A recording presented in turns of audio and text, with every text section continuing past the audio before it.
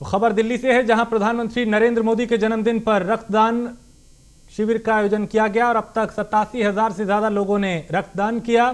सभी लोगों ने स्वच्छता से रक्तदान किया और केंद्रीय स्वास्थ्य मंत्री मनसुख मंडाविया ने इस बात की जानकारी दी। ये एक नया विश्व कीर्तिमान है और गिनती अभी भी जारी है, संख्या और बढ़ रही है।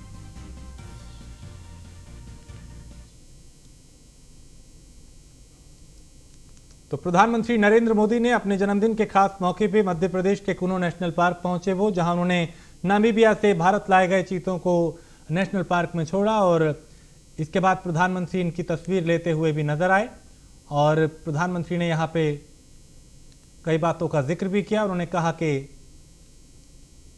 ये चीते युग का आगाज है और एक नई शुरुआत है, इसको होने में कई दशक लगे।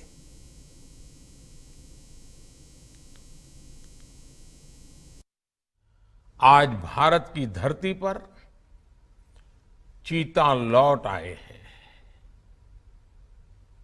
और मैं ये भी कहूंगा कि इन चीतों के साथ ही भारत की प्रकृति प्रेमी चेतना भी पूरी शक्ति से जागृत हो उठी है।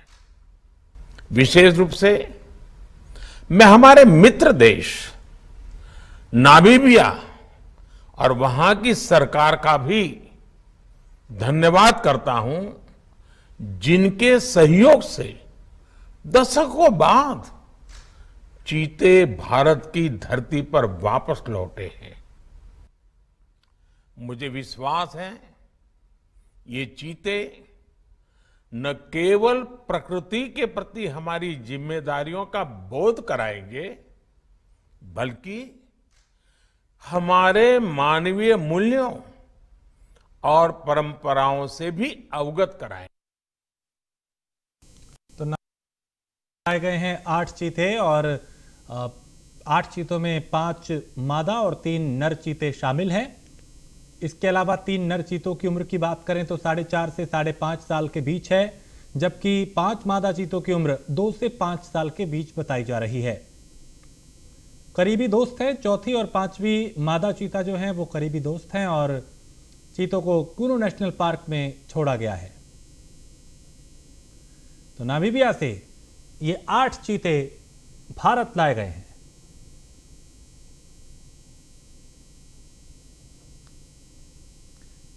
दुनिया का सबसे तेज भागने वाला ये जानवर है। इसकी अगर खासियत की बात करें, अधिकतम गति 120 किलोमीटर प्रति घंटा है और 23 फीट लंबी छलांग लगा सकता है चीता।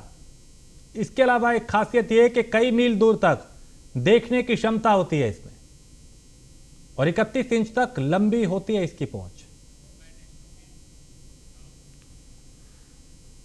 तो देश भर में आज प्रधानमंत्री नरेंद्र मोदी के जन्मदिन को मनाया गया। इस मौके पर पुरानी दिल्ली के क्लॉथ मार्केट के व्यापारियों ने रक्तदान शिविर का आयोजन किया, जिसमें डॉक्टर हर्षवर्धन और दिल्ली बीजेपी अध्यक्ष आदेश गुप्ता, सतीश उपाध्याय के समेत कई कार्यकर्ता भी मौजूद रहे और शिविर में लगभग 150 लोगों ने रक्तदान किया। शिविर में व्यापारियों के द्वारा रक्तदान करने वाले को एक सर्टिफिकेट और एक मोबाइल फोन दिया गया। इस शिविर की अध्यक्षता करने वाले गोपाल गर्ग ने कहा कि हम इस तरह के कार्य लगातार करते आ रहे हैं।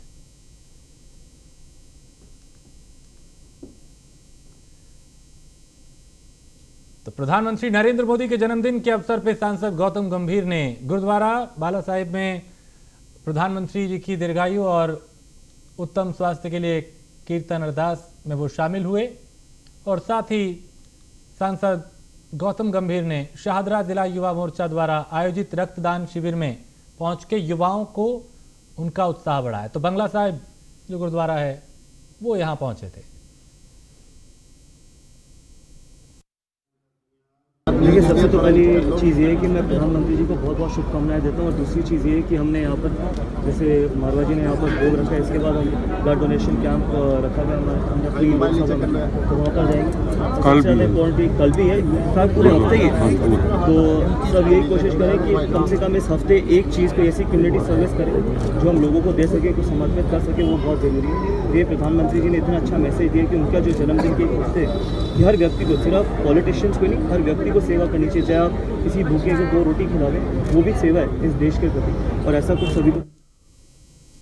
और दिल्ली में रेल मंत्री अश्विनी वैष्णव ने उत्तर रेलवे अस्पताल में प्रधानमंत्री नरेंद्र मोदी के जन्मदिन के मौके पे रक्तदान किया और लोगों से भी अपील की कि वो ज्यादा से ज्यादा रक्तदान करें, क्योंकि रक्तदान महादान है।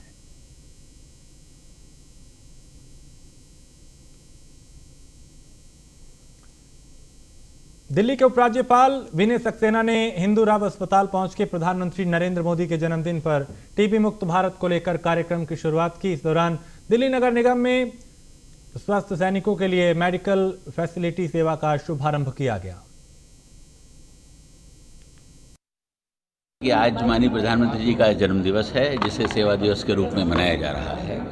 आज हम लोगों ने एमसीडी के माध्यम से जो यहाँ के सफाई कर्मचारी हैं, जो 50,000 से भी अधिक हैं, उनके लिए एक स्पेशल सेवा शुरू की जा रही है। उनके लिए एक स्पेशल काउंटर खोला जा रहा है ओपीडी का, जहाँ वो बिना लाइन में लगे हुए मेडिकल सेवाओं को जो है यूज़ कर सकेंगे, उन्हें फ्री इलाज मिलेगा।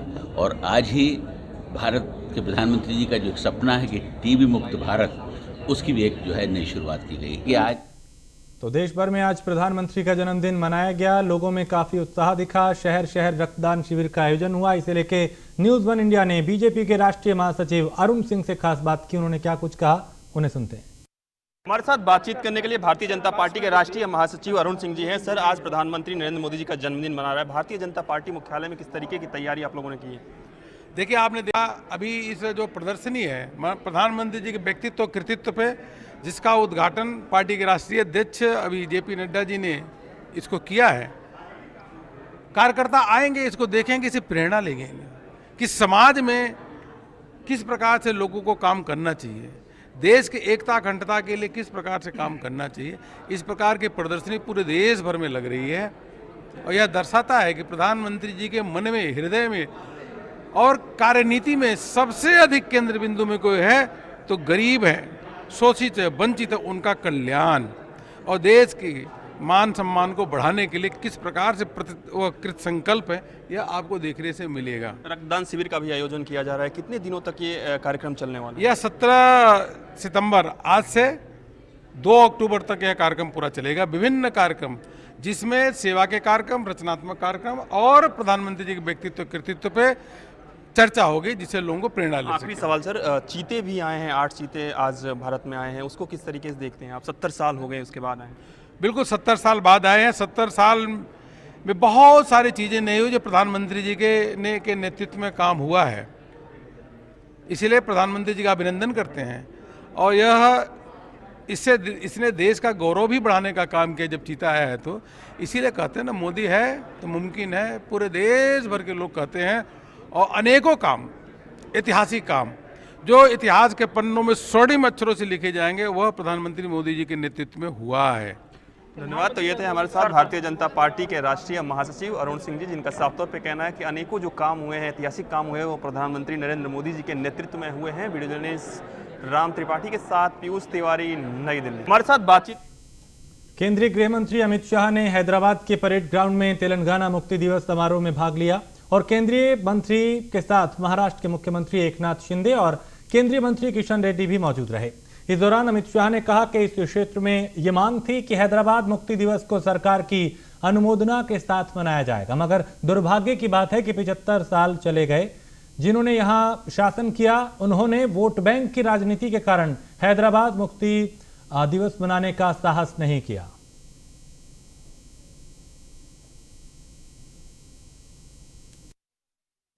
सालों के बाद यह क्षेत्र में एक मांग थी कि हैदराबाद मुक्ति दिन को सरकार की अनुमोदना के साथ मनाया जाए, मगर दुर्भाग्य की बात है 75 साल चले गए। जिन्होंने यहां पर शासन किया, उन्होंने वोट बैंक की राजनीति के कारण हैदराबाद मुक्ति दिन मनाने का साहस नहीं किया। वादे तो अनेक लोगों ने किए, चुनावों में वादे किए, आंदोलनों में वादे किए, मगर सत्ता पर आते ही रजाकारों की भय से पलट गए। आज मैं भारत सरकार के प्रधानमंत्री नरेंद्र मोदी जी को लाख लाख बधाई देना चाहता हूं, जिन्होंने निर्णय किया कि हैदराबाद मुक्ति दिन को मनाया जाएगा। और मुझे आश्चर्य भी नहीं है, आनंद है इस बात का कि जैसे ही मोदी जी ने घोषणा की, अब सब लोग हैदराबाद मुक्ति दिन मनाते हैं। आउटर डिस्ट्रिक्ट के एटीएस ने नीरज भवानिया गिरोह के नाम पर 1 करोड़ की रंगदारी मांगने वाले 2 आरोपियों को गिरफ्तार किया है। एक मोबाइल फोन और एक कार इनके पास से बरामद की गई है।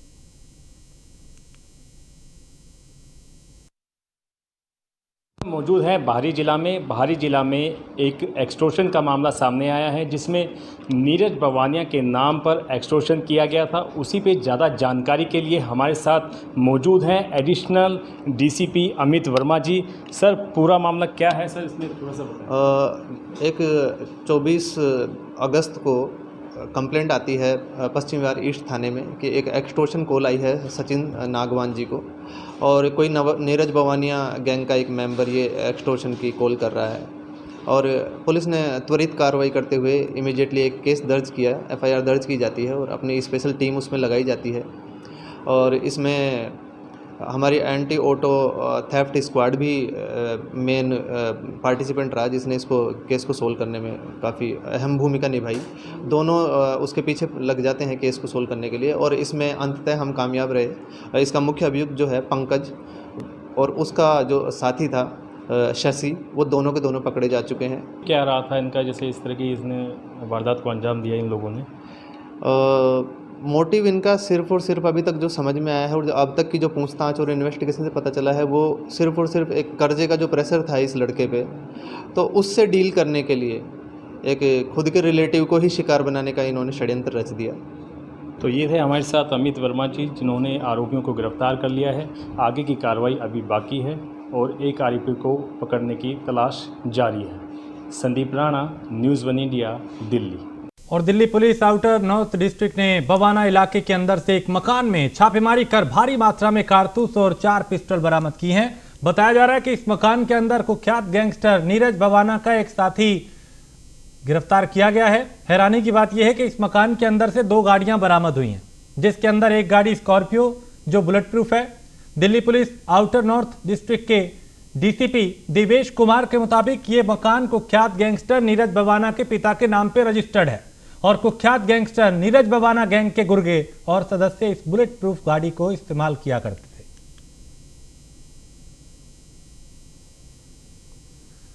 तो पूर्वी दिल्ली जिला पुलिस ने 2 कुख्यात वाहन चोरों को गिरफ्तार किया है। दोनों उत्तर प्रदेश के संभल से आते और आकर बाइक चुरा के संभल ले जाते थे। लगातार एक ही हुलिये में वाहन चोरी करने की वजह से पेट्रोलिंग करती हुई पुलिस ने दोनों को धर दबोचा। इनकी निशानदेही पे 4 मोटरसाइकिल बरामद की गई हैं।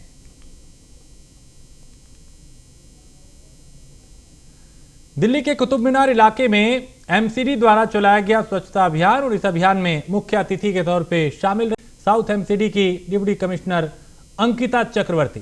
साथ में असिस्टेंट कमिश्नर भी शामिल हुए और स्वच्छता के बारे में स्कूली छात्रों को संदेश दिया कि किस तरीके से अपने घर और आसपास फैली गंदगी को साफ किया जा सकता है। न्यूज़ 1 इंडिया में आपका स्वागत है। मैं हूं वसीम फिरोज और आज हम मौजूद हैं दक्षिणी दिल्ली के मेहरौली इलाके में। ये कुतुब मीनार के सामने आप देख सकते हैं, यहाँ पर एमसीडी द्वारा स्वच्छता दिवस मनाया जा रहा है और दिल्ली को कूड़ा मुक्त बनाने के लिए जो एमसीडी द्वारा पहल की गई है, ये इसकी एक झलक है। यहाँ पर सिंगल यूज़ प्लास्टिक हो या एनवायरनमेंट से रिलेटेड जो भी चीज़ें हैं यहाँ पे डिस्कस की गई। खुद deputy commissioner of south MCD यहाँ पर मौजूद रही अंकिता चक्रवर्ती, और उन्होंने बताया किस तरीके से जो वो दिल्ली को एक घर की नहीं, अब मंदिर की तरह उसको बनाना चाहिए कि लोगों से अपील की जा रही है कि इसको ना घर की तरह बनाएं, इसको मंदिर की तरह रखें। ये दिल्ली वाले ही डिसाइड करेंगे। जो आरोप प्रत्यारोप लग रहे हैं कि दिल्ली को पूरा घर बनाया गया है, तो उसमें एक साउथ डीसी का ये जवाब आपने सुना। हमने आज सेवा दिवस के उपलक्ष्य में स्वच्छता रैली ऑर्गेनाइज करी है। भारत सरकार की तरफ से आदेश थे कि सभी जो हमारी टूरिस्ट प्लेस हैं, सभी पर्यटन स्थल हैं, बीचेज हो गए, माउंटेन हो गए, या हमारे यहाँ नेचर टूरिस्ट डेस्टिनेशन, वहाँ पे हम स्वच्छता की तरफ कुछ प्रयास कर रहे हैं। और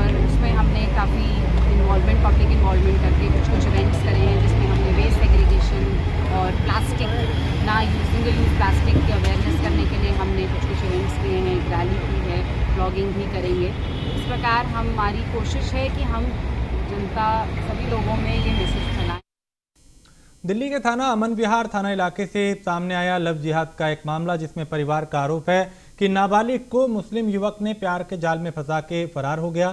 पुलिस ने युवक और युवती को उसकी तलाश जो है वो शुरू कर दी है। परिवार के मुताबिक युवती की उम्र 17 साल बताई जा रही है। फिलहाल पुलिस आगे की कार्रवाई कर रही है। मेरा नाम आजाद विनोद है और राष्ट्रीय अध्यक्ष हूँ सुदर्शन वाहिनी का। और यहाँ पर जो सभी लोग आए हैं आज, यहाँ पर सारे संगठनों से आए हैं, क्योंकि यहाँ पर अभी संगठन की बात नहीं है, बात है यहाँ पर एक हिंदू बच्ची का जो धोखे के माध्यम से उसे किडनैप किया गया, उसके साथ जो भी किया गया वो मेडिकल में आ जाएगा। अभी एमएलसी में गए हैं वहाँ पर।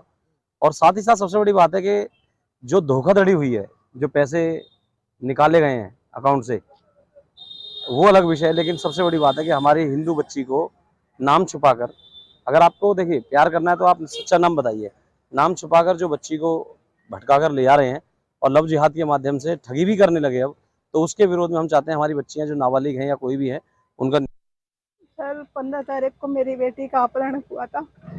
लड़का लेके भाग गया था पहला फुसला के उसको, और वो घर से मेरे अकाउंट में से पैसे भी ट्रांसफर कर लिए उसने 5 लाख के करीब, और मेरी ज्वेलरी भी ले गई, चले गई सारी।